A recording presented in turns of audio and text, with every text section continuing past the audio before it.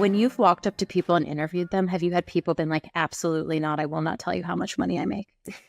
You know, I feel like people in the comments act like they're so hard because there's so many times that people say, if this girl asked me, I would tell her to go, stick it where the sun don't shine and yada yada.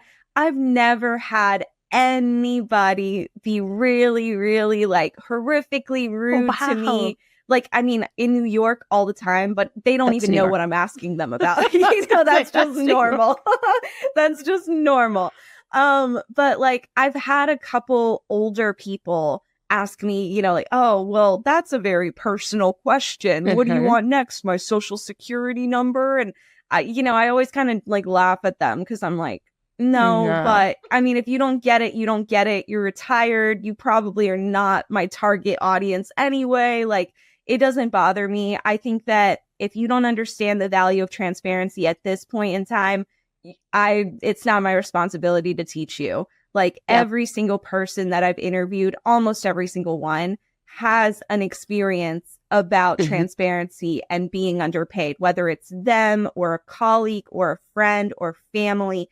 And I just think that that is through and through the reason why people are embracing it, because we've seen the effects of secrecy and how it harms all of us. Like, to me, pay transparency legislation shouldn't even be a red or blue matter. It helps all workers. Secrecy only benefits our employers who get away with underpaying us. If we are all transparent, we all earn more. It's a very simple concept. And so when people on the street see me, they either have no idea who I am and they get excited about the topic, or they see me and they're like, yes, that girl is doing it. I want to share because I know this is important.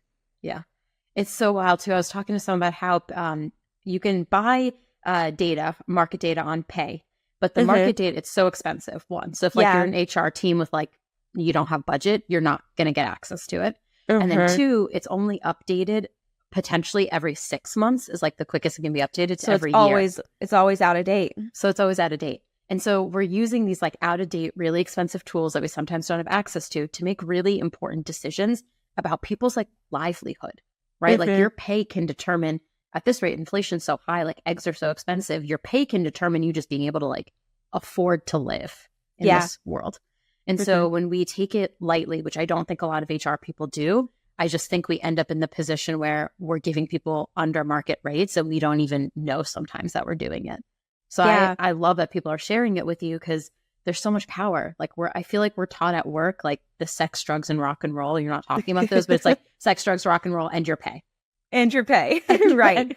Don't talk about your pay. Sign this NDA. You'll be fired. Like oh my gosh, it's so taboo. It's so over the top. And to me, whenever people tell me or send me messages like my company had me sign an NDA and they're telling me I can't, yada, yada, I always tell them, unless you're not protected under the National Labor Relations Act, it is your legal right to talk about your pay. NDAs are not enforceable. And it should be illegal for companies to even have those documents and to intimidate their employers, or employees.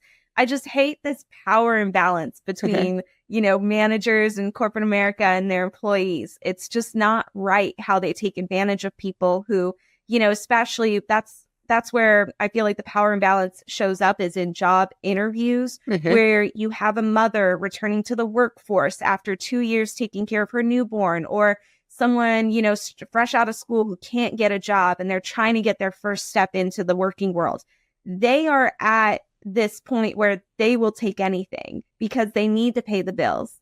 And I hate how employers in corporate America see those workers as people that, oh, that'll help our budget. We can get away with paying them just a little less so it helps our bottom line. And I mean, I don't want to live in a world where we look at people that way. I don't ever want to run a business where I look at people that way as something that I can use to save money instead of people that I'm bringing on my team who will help me grow and succeed. And in turn, I can give them these benefits and a great life and make sure they're happy working for me.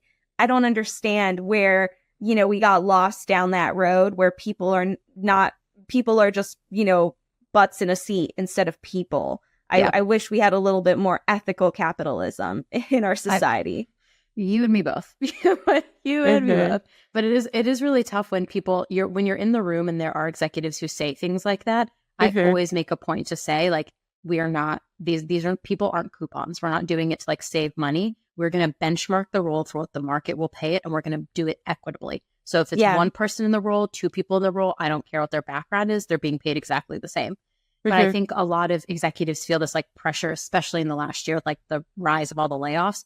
They feel this pressure to like scale back their costs, and your biggest budget line item is your people. And so they think, okay, well, I should just pay people less. And then you and I, or you could pay your CEO less. Or don't get me started. Don't get me started on that, because CEO pay is the highest it's ever been, and shareholders are getting back millions in buybacks, but our employee salaries have not gone up the same way. And so, and they're making record profits, but still laying off their people. That really irks me. I think it bothers a lot of people. And I think, like, I don't know, I wish I could fix that, because it makes me so angry every day. And I just don't know how to fix it, because we live in a society where you have to make money. Yeah. Maybe there's a street interview series I can start to combat that. I would fix it. I would love that.